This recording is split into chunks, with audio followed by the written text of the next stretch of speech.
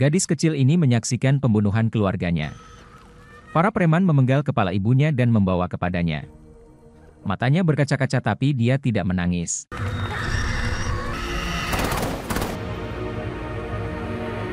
Preman itu menodongkan pistol ke dagu gadis itu dan menatapnya dengan senyuman jahat. Dia hendak melakukan sesuatu pada gadis itu. Preman itu lalu mengambil selimut dan menyebarkannya di lantai. Kemudian dia berbalik dan menyadari bahwa pistolnya hilang dari meja. Preman itu menatap gadis itu dengan heran. Gadis kecil itu mengangkat pistolnya dan mengarahkannya ke preman itu. Tanpa ragu, dia menarik pelatuknya. Orang-orang di ruangan itu bergegas keluar untuk memeriksa. Tidak ada rasa takut dalam diri gadis itu. Matanya masih tajam seperti biasanya. 2 tembakan lagi di masing-masing preman untuk membalas kematian keluarganya. Kemudian gadis itu memotong rambutnya dan bersembunyi di dalam lemari. Tak lama setelah itu, seorang pria aneh menyelinap masuk. Dia tercengang melihat mayat-mayat itu. Dia menggeledah rumah secara diam-diam. Dengan hati-hati dia membuka lemari yang mencurigakan. Seorang gadis kecil menodongkan pistol ke arahnya. Gadis kecil itu mencoba menembak tetapi kehabisan peluru. Pria itu mengangkat tangannya untuk menyambut gadis kecil itu. Gadis kecil itu merasa bahwa pria itu tidak berbahaya dan perlahan meletakkan pistolnya. Pria itu mengadopsi gadis kecil itu dan memberinya nama Anna. 30 tahun kemudian, di Romania, putra seorang gangster tiba-tiba diculik. Para penculik meminta uang tebusan sebesar 3 juta euro. Gangster segera menyiapkan uang tunai tapi dia harus mengambilnya sendiri.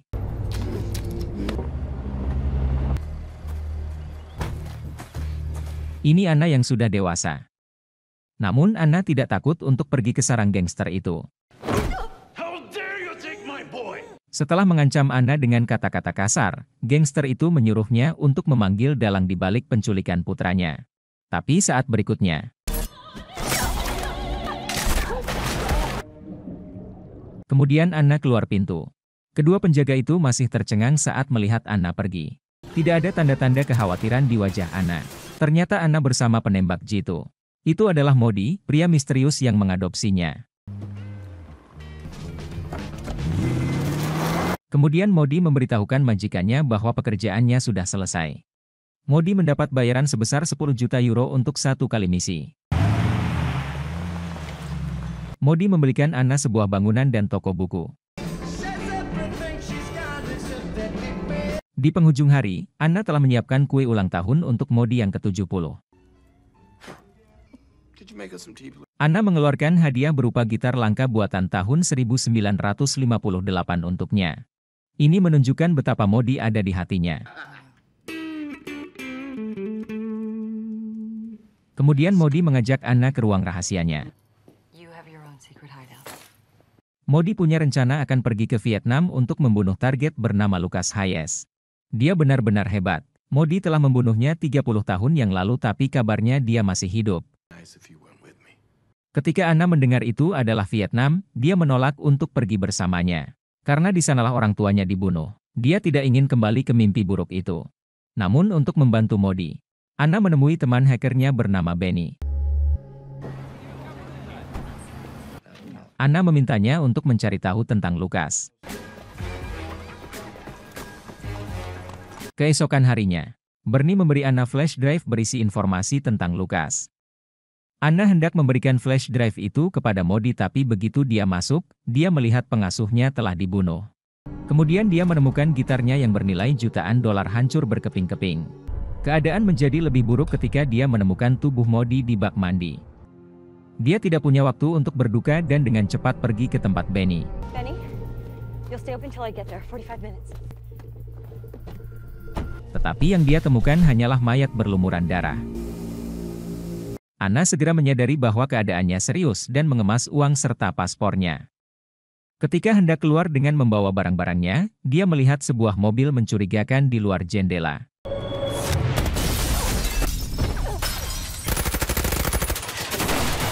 Anna terbaring tak bergerak di lantai. Salah satu dari mereka memeriksanya. Pembunuh lainnya masuk dan melihat rekannya telah terbunuh. Dia buru-buru masuk ke mobilnya tapi Anna sudah menunggunya. Anna mulai memeriksa file-file yang diberikan Benny. Dari sini Anna mengetahui bahwa Lucas memiliki mitra bisnis bernama Jasino yang memiliki kekayaan lebih dari $1 miliar. Jika dia bisa menemukan Jasino, dia bisa menemukan petunjuk mengenai Lucas. Setelah mengalami sedikit perang psikologis, dia memutuskan pergi ke Vietnam untuk mencari Jasino.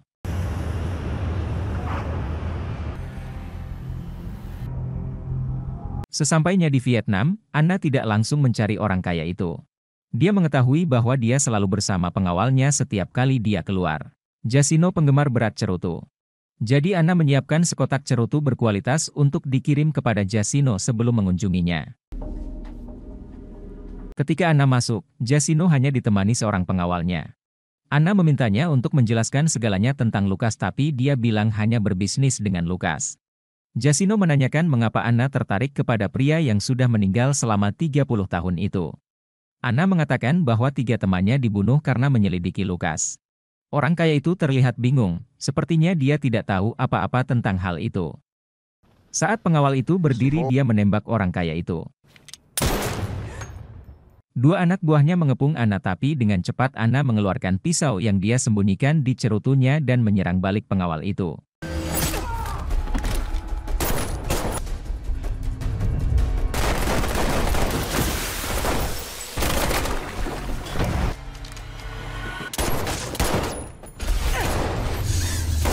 Ketika Anna baru saja keluar dari pintu, kecelakaan itu terjadi.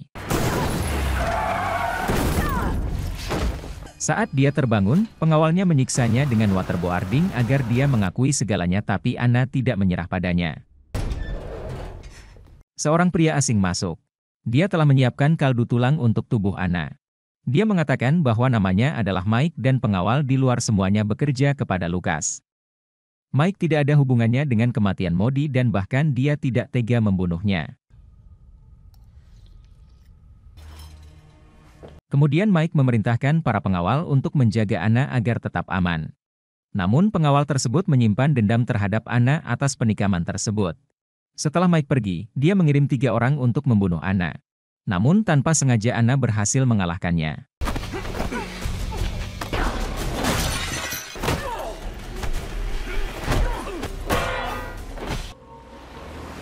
Setelah melarikan diri, Anna bertekad membalas kematian Modi karena dia telah memberinya kehidupan kedua kepada Anna. Keesokan harinya Mike menelepon Anna agar menemuinya. Karena bos Mike adalah Lucas jadi Anna tidak mengatakan tidak. Malam itu, keduanya muncul di restoran mewah. Mereka bertemu dan mengeluarkan senjata di bawah meja. Mike menyuruhnya berhenti mencari Lucas tapi Anna menyuruhnya untuk mengatakan yang sebenarnya. Anna mengatakan siapapun yang menghalanginya akan mati. Karena banyak pengunjung di tempat itu, Anna memilih untuk pergi. Hey, I know this sounds crazy.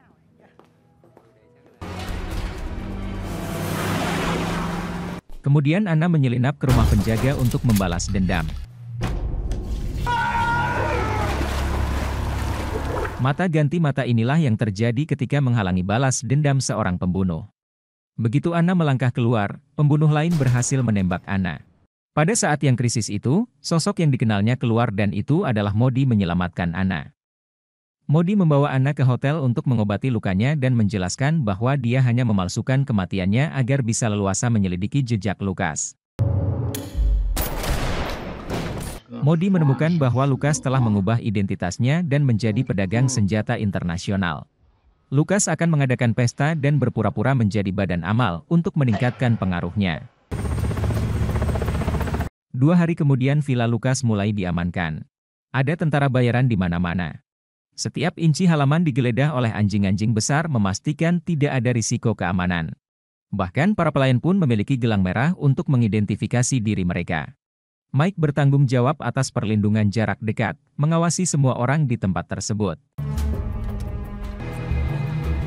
Saat para penjaga sedang membandingkan foto Anna dengan orang yang masuk, Anna berhasil menyelinap menyamar sebagai pelayan. Dia telah memotong rambutnya.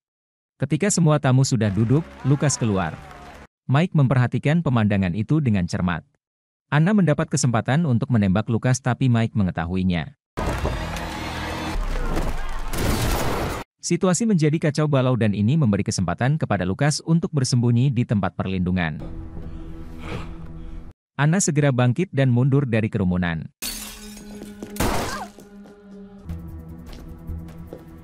Sementara itu, Modi sudah menyusup ke shelter dan langsung memberitahu Lukas mengenai misi pembunuhan Lukas 30 tahun lalu telah gagal. Hari ini dia di sini untuk menyelesaikan pekerjaan itu. Ternyata Lukaslah yang menyewa Modi untuk membunuhnya. Sedangkan orang yang terbunuh saat itu hanyalah seorang pemeran pengganti. Tujuannya adalah menciptakan ilusi kematiannya untuk menjamin keselamatan dirinya dan keluarganya. Saat ini Lukas bingung, ia tidak menyangka Modi begitu berdedikasi pada pekerjaannya dan berhasil mengetahui keberadaannya. Modi mengatakan bahwa dia datang untuk membunuhnya bukan hanya karena profesionalismenya tetapi juga untuk kejahatan perang yang Lukas lakukan. Hutang lama dilunasi dengan hutang baru. Setelah itu, Modi mengeluarkan sebuah C4 berukuran besar. Dia siap mati bersama Lukas. Di sisi lain, Mike menemukan Anna tapi Mike tidak ingin membunuhnya. Anna memberitahu Mike bahwa misinya telah selesai. Mike menyadari dia telah ditipu tetapi sudah terlambat. Setelah ledakan keras, Anna mengambil kesempatan itu untuk melarikan diri ke tempat dia diculik oleh preman di masa lalu. Disinilah dia ingin mengakhiri mimpi buruk di benaknya. Mike juga tiba di tempat itu. Keduanya mengeluarkan senjatanya masing-masing. 2 tembakan terdengar. Pintu perlahan terbuka dan keluarlah Anna.